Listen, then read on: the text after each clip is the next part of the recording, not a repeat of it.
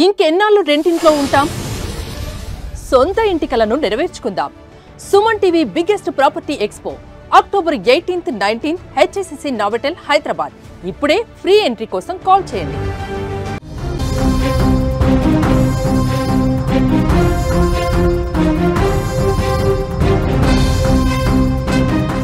గుంటూరు రైల్లో దారుణం చోటు చేసుకుంది. ఓ మహిళను రైల్లోనే అత్యంత దారుణంగా దోపిడీ చేయడమే కాకుండా అత్యాచారానికి పాల్పడ్డాడు ఓ దుండగుడు. ఆ బ్రేకింగ్ న్యూస్ చూసే ముందు బిగ్ అప్డేట్ ఒకసారి చూద్దాం. హైదరాబాద్ మొత్తంలో ఉన్న బెస్ట్ ప్రాపర్టీస్ అన్నిటినీ ఒకే వేదికపైకి తీసుకువస్తుంది సుమన్ టీవీ.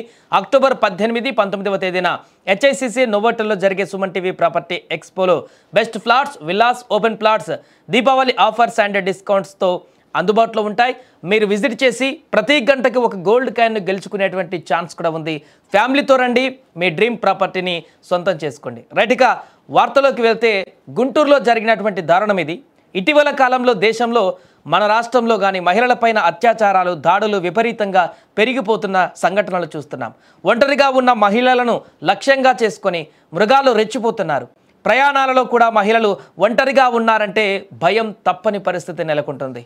తాజాగా గుంటూరు పెద్దకూరపాడు మధ్య రన్నింగ్ రైల్లో జరిగినటువంటి ఒక దారుణం ఇప్పుడు కలకలం రేపింది. ఈ కేసులో ఇప్పుడు మరిన్ని సంచలన విషయాలు వెలుగులోకి వస్తున్నాయి. రన్నింగ్ ట్రైన్లో మహిళపై అత్యాచారం చేసినటువంటి కేసులో ఇప్పుడు కొత్త విషయాలు తాజాగా బయటకు వస్తున్నాయి. తూర్పుగోదావరి జిల్లా రాజమండ్రికి చెందినటువంటి 35 ఏళ్ల మహిళ బతుకు తెరువు కోసం హైదరాబాద్లోని నాచారానికి వస్తుంది. సోమవారం రాత్రి రాజమండ్రి స్టేషన్లో సంత్రగచి చర్లపల్లి స్టేషన్ రైల్లోని మహిళ బోగి ఎక్కింది. ఇక ఆమె ఒంటరిగా ప్రయాణిస్తుండగా రైలు గుంటూరు స్టేషన్కు చేరుకునేసరికి తోటి మహిళా ప్రయాణికులు అందరూ కూడా దిగిపోయారు. సరిగ్గా అదే అదనుగా సుమారు 40 ఏళ్ళు వయసున్నటువంటి ఓ దుండగుడు పకడ్బందీగా తన ప్రణాళికను అమలు చేశాడు. రైలు కదులుతుండగా ఆ అగంతకుడు మహిళ బోగి వద్దకు వచ్చాడు. మిగతా బోగిల డోర్లన్నీ లాక్ చేసి ఉన్నాయని, డోర్ తీయమని మాయమాటలు చెప్పి మహిళను బతిమిలాడాడు. అతని మాటలు నమ్మిన బాధితురాలు తలుపు తీయగానే లోపలికి దూరాడు.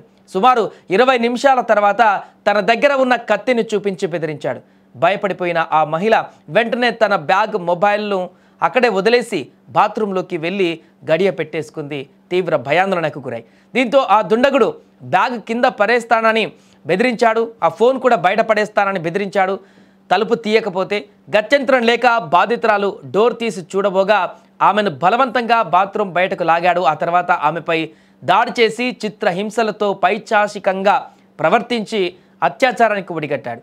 ఈ దారుణాన్ని ఆపేందుకు ఆమె చేసిన ప్రయత్నాలు కూడా ఫలించలేదు. ఆ తర్వాత రైలు పెద్దకూరపాడు స్టేషన్ సమీపంలో నెమ్మదించడంతో ఆమె బ్యాగ్లో ఉన్న 5,600 నగదు, మొబైల్ ఫోన్ను లాక్కొని కిందకు దూకి పారిపోయాడు ఆ దుండగుడు. ఈ ఘటనతో తీవ్ర దిగ్భ్రాంతికి గురైనటువంటి, గాయాలకు గురైనటువంటి బాధితురాలు చెర్లపల్లిలో దిగి స్టేషన్ సిబ్బందికి జరిగిన విషయం చెప్పింది. వారి సూచన మేరకు సికింద్రాబాద్ రైల్వే పోలీసులను ఆశ్రయించింది. పోలీసులు 0 FIR నమోదు చేసి వైద్య పరీక్షల కోసం ఆమెను ప్రభుత్వ ఆసుపత్రికి తరలించారు. ఈ ఘటన ఏపీలోని నడికుడి పోలీస్ స్టేషన్ పరిధిలో జరిగింది కాబట్టి కేసును అక్కడికి బదిలీ చేశారు. సో ప్రయాణికులకు భద్రత కల్పించవలసినటువంటి రైల్వే శాఖ పైన ఈ ఘటన తీవ్ర విమర్శలకు దారితీసింది. నిబంధనల ప్రకారం మహిళల కోచ్ గార్డు కోచ్కి ఆనుకొనే ఉంటుంది.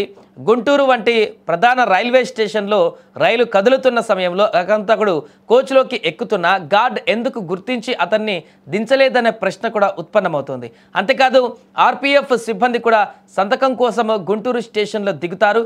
కనీసం వారైనా ఎందుకు పట్టించుకోలేదని కూడా సర్వత్రా ఇప్పుడు విమర్శలు వ్యక్తమవుతున్నాయి. ఏదేమైనా కూడా రైల్లో ఒక మహిళ పైన జరిగినటువంటి దారుణ ఘటనకు సంబంధించి ఇప్పుడు తీవ్రస్థాయిలో చర్చ కొనసాగుతుంది. భద్రత, మహిళా భద్రతలకు సంబంధించిన ప్రధానమైనటువంటి ప్రశ్న ఉత్పన్నమవుతుంది.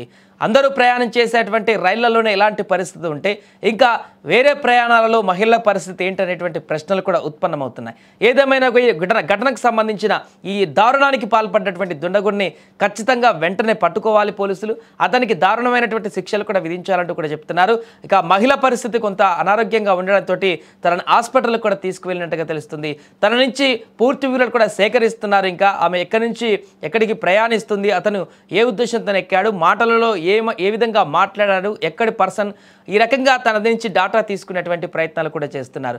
ఏదేమైనా కానీ ఒంటరిగా రైళ్లలో అయినా కూడా మహిళలు ఒంటరిగా ఉంటే ప్రమాదాలు జరుగుతాయనేటువంటి ఒక ఉదాహరణ అయితే ఈ ఘటన చూపెడుతుంది. అందుకనే మహిళలు ప్రయాణాలు చేసేటప్పుడు, దూర ప్రయాణాలు చేసేటప్పుడు పక్కన ఇంకెవరైనా లేకపోతే మాత్రం ఒంటరిగా ప్రయాణం చేయడానికి మాత్రం కొంత ఆలోచించాల్సిన పరిస్థితి కూడా దీని ద్వారా ఏర్పడింది. ఖచ్చితంగా జనాలు ఎక్కువ ఉన్నటువంటి ప్రాంతాలలో ఒకవేళ బోగి, మీరున్నటువంటి బోగి ఖాళీ అయిందంటే వెంటనే అక్కడ దిగుతున్నారంటే దాని పక్కన ఉన్నటువంటి బోగి కానీ, దానికి ముందుకు ఉన్నటువంటి బోగి కానీ, ఎవరైతే జనాలు ఎక్కువగా ఉంటారో, మనుషులు ఎక్కువగా ఉంటారో ఆ బోగిలోకి వెళ్ళి అక్కడ కూర్చోవాలి తప్ప ఒంటరిగా ఉన్నటువంటి బోగిలో ఎట్టి పరిస్థితుల్లో కూర్చోకూడదు అనేటువంటి ఒక విషయాన్ని అయితే ఈ యొక్క ఇన్సిడెంట్ గుర్తు చేస్తుంది.